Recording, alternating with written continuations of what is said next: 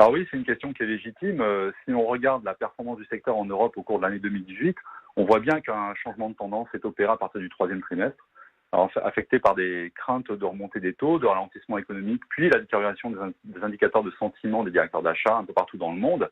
Les valeurs technologiques ont commencé à sous-performer.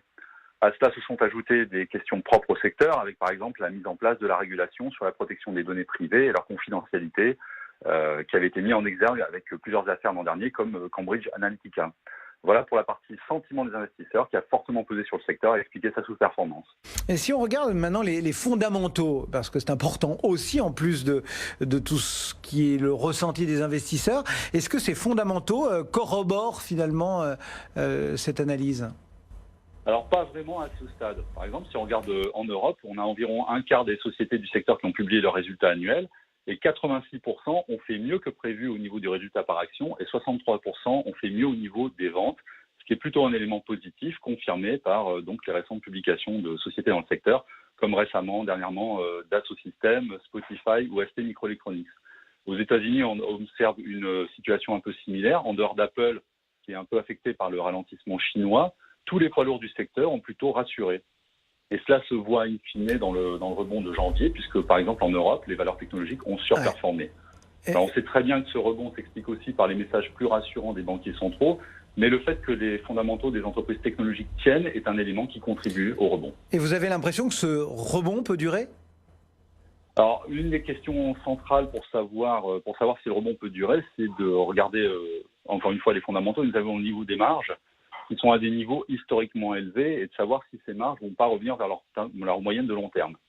L'autre question, c'est de savoir si les entreprises du secteur peuvent effectivement défier un peu la gravité avec des niveaux de rentabilité très élevés. Alors, si on répond positivement à cette question, ça signifie qu'on serait rentré dans un nouveau paradigme, mais l'histoire montre que sur longue période, il y a des cycles dans tous les secteurs d'activité, y compris dans la technologie.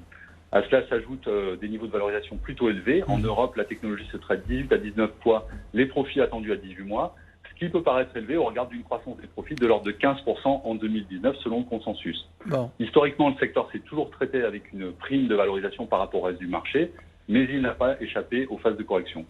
Du coup, question presque traditionnelle quand vous venez nous rendre visite chez Morningstar, quels sont les fonds que vous avez à nous proposer dans vos bases ? Alors, je vous propose 3 fonds. Un seul est noté par nos analystes. Il s'agit du fonds Polar Capital Global Technology Income. C'est un fonds qui est piloté par une équipe expérimentée qui parie sur les valeurs de rupture. L'analyse se fonde sur une approche thématique et s'appuie sur d'importantes ressources en interne en matière de recherche. Depuis qu'il est entre les mains de Nick Evans, son gérant principal, le fonds a surperformé son indice de référence et sa catégorie. Les 2 autres fonds ont reçu une note Silver, mais elle est attribuée de manière quantitative par Morningstar. C'est une nouveauté qu'on a lancée depuis quelques temps, en adoptant en fait une approche similaire à celle de nos analystes. Alors, selon cette approche, on a 2 fonds. Il y a le fonds DNB Technologies qui est géré par 4 gérants expérimentés sous la houlette de Anders Sandberg Johansson, qui est à la tête de la stratégie depuis 1998. Là encore, l'approche se fonde sur la recherche de thèmes d'investissement dans lesquels les gérants cherchent des histoires de croissance bien gérées, disposant de barrières à l'entrée pérennes. Les gérants regardent aussi la valorisation et des éléments techniques comme le momentum.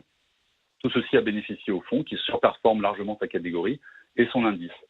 L'autre fonds, le dernier, c'est JP Morgan US Technology, c'est un fonds noté Silver qui affiche des frais un peu plus élevés que ses 2 concurrents, mais enregistre des performances relativement solides sur 10 ans.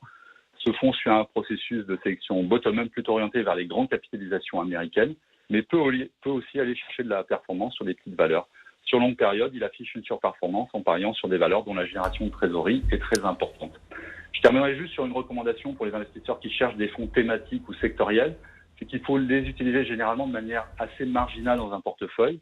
Ce sont des fonds qui peuvent effectivement être une source de performance quand la thématique qui le joue bénéficie d'un effet de momentum, comme on a pu le voir récemment. Mais comme on le sait, les effets de momentum comme les effets de mode, c'est des choses qui vont et viennent en bourse, et donc qui peuvent dépendre aussi des régimes de marché dans lesquels on peut se trouver. Donc c'est des choses dont il faut faire très attention. Merci beaucoup Jocelyn Joven, donc depuis Morningstar, le marché parisien, 4990 points qui grignote.